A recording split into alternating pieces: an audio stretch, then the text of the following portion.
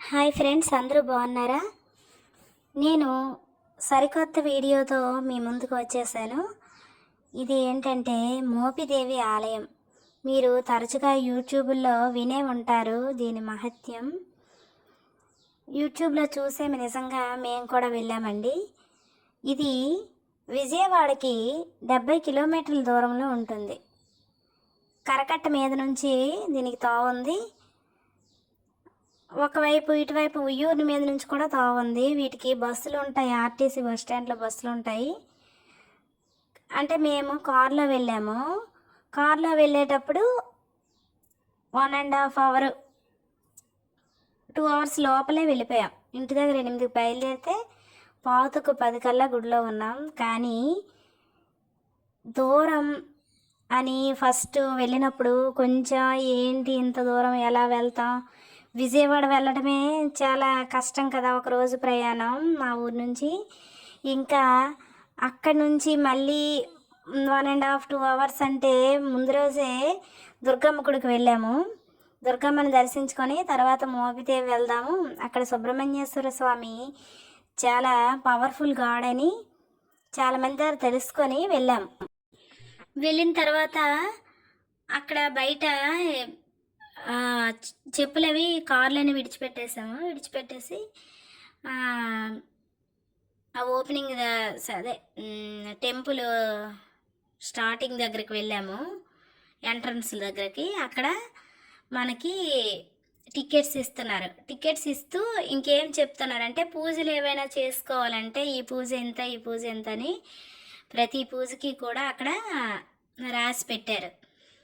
అయితే ఈ టెంపుల్కి ఎక్కువగా పిల్లలు లేని వాళ్ళు, పెళ్ళి కాని వాళ్ళు వస్తున్నారండి. పిల్లలు లేని వాళ్ళకి ఈ టెంపుల్ దగ్గర శనివారం సాయంత్రం వచ్చేసి ఒక నిద్ర చేసి ఆదివారం పూట స్వామివారి దగ్గర పూజలు చేయించుకుంటారు. వాళ్ళు చేసుకుంటే ఒక 4 నెలల లోపు వాళ్ళు ఖచ్చితంగా సంతానం పొందుతున్నారు. అయితే మీకు ఇంకొక విషయం చెప్పడం మర్చిపోయాను. ఈ టెంపుల్కి వెళ్ళినప్పుడు స్టార్టింగ్లో ఈ మోపిదేవి గ్రామ దేవత అమ్మవారు ఉన్నారు. ఈ అమ్మవారి దగ్గరికి ముందు వెళ్ళి అమ్మవారిని దర్శించుకొని బొట్టు పెట్టుకున్నాం. ఈ అమ్మవారు కూడా చాలా ప్రసిద్ధి చెందిన అమ్మవారు. తర్వాత టెంపుల్లోకి అడుగు పెట్టాం. అక్కడ వాటర్ ఉన్నాయి, కాలు కడుక్కున్నాం. మేమైతే రాహుకేతు దోషాలు అంటే పిల్లలు ఉన్నవాళ్ళు, పెళ్ళి అయిన వాళ్ళు ఏం చేస్తారు మరి, ఇంకా మామూలుగా దర్శనం చేసుకోవచ్చు. పుట్టలో పాలు వేయటానికి ఒక టికెట్ పెట్టారు. అలాగే రాహుకేతు పూజ చేయించుకున్న వాళ్ళకి ఒక టికెట్, శీఘ్ర దర్శనానికి ఒక టికెట్, అలాగే నెక్స్ట్ రుద్రాభిషేకం కూడా చేయించుకోవచ్చు. మేమైతే రాహుకేతు పూజ చేసుకుందాం అని 750 రూపాయలు టికెట్. ఆ టికెట్ కొనుక్కొని లోపలికి వెళ్ళిపోయాం. 750 రూపాయల టికెట్ కానీ రుద్రాభిషేకం కానీ ఇవి చేసిన వాళ్ళకి ఇంకా మరి దర్శనానికి వీటికి టికెట్ తీయనవసరం లేదు. పుట్టలో పాలు పోయడానికి కూడా టికెట్ తీయనవసరం లేదు. వాటితోనే అన్నీ మనకి పూజా సామాగ్రి అన్నీ ఇస్తారు. మాకు పూజా సామాగ్రి కొబ్బరికాయ, బియ్యము, ఆకులు, వక్కలు, ఖర్జూరము, నాగేంద్రుడి విగ్రహము ఇవన్నీ ఇచ్చారు ఆ డబ్బులకి. అప్పుడు మేము ఏం చేసామంటే కాళ్ళు చేతులు నీట్గా కడుక్కొని ముందు రాహుకేతు మండపం దగ్గరికి వెళ్ళి అక్కడ కూర్చున్నాము. అక్కడ సామూహికంగా అందరికీ కూడా రాహుకేతు పూజలు అక్కడ పంతులు గారు చేయించారు.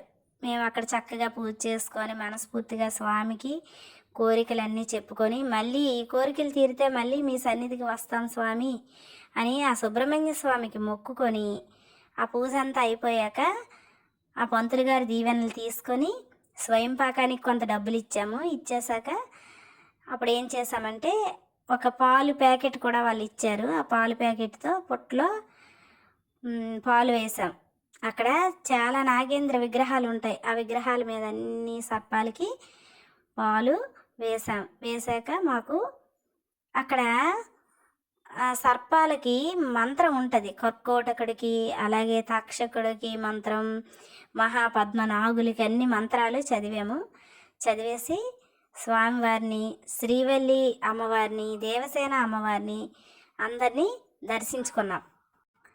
దర్శించుకున్న తర్వాత వెంటనే అక్కడ నాగమల్లి చెట్టు ఉంది. నాగమల్లి చెట్టు చుట్టూ కూడా ప్రదక్షిణ చేశాము. అక్కడ పిల్లలు లేని వాళ్ళు ఉయ్యాలు తీసుకొని కడుతున్నారు. ఆ తర్వాత అక్కడ నుంచి కొంచెం ముందుకు వస్తే అక్కడ ప్రసాదాలు ఇస్తున్నారు. లడ్డూలు ఇచ్చారు మాకు.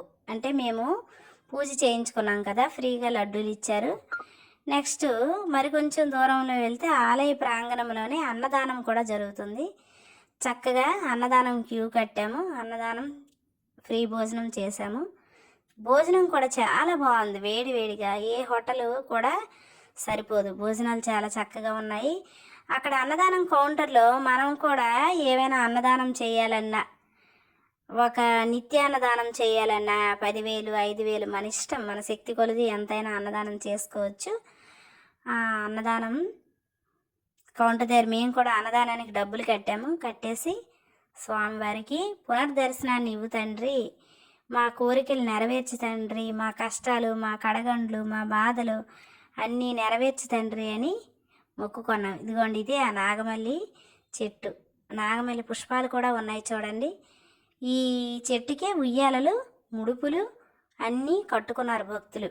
ఇదిగోండి, మరి కొంచెం ముందుకు వెళ్తే సుబ్రహ్మణ్య స్వామి దగ్గర భక్తులు అక్కడ దీపాలు పెట్టి అక్కడ మళ్ళీ స్వామివారి విగ్రహం ఉంది, అక్కడ కూడా పూజలు చేస్తున్నారు. ఇదండి మోపిదేవి టెంపుల్లో మా యాత్ర. ఇంకా మరిన్ని ఇలాంటి విశేషమైన దేవాలయాలకు ఎక్కడికి వెళ్ళినా వీడియో తీసి మీకు పెడతాను. ఇలాంటి ఆధ్యాత్మిక విషయాల కోసం నా ఛానల్ని సబ్స్క్రైబ్ చేసుకోండి. వీడియో కనుక మీకు నచ్చినట్లయితే లైక్ చేయండి. ఇదిగోండి, ఇదే నేను చెప్పిన సుబ్రహ్మణ్య స్వామి విగ్రహం. Thank you friends.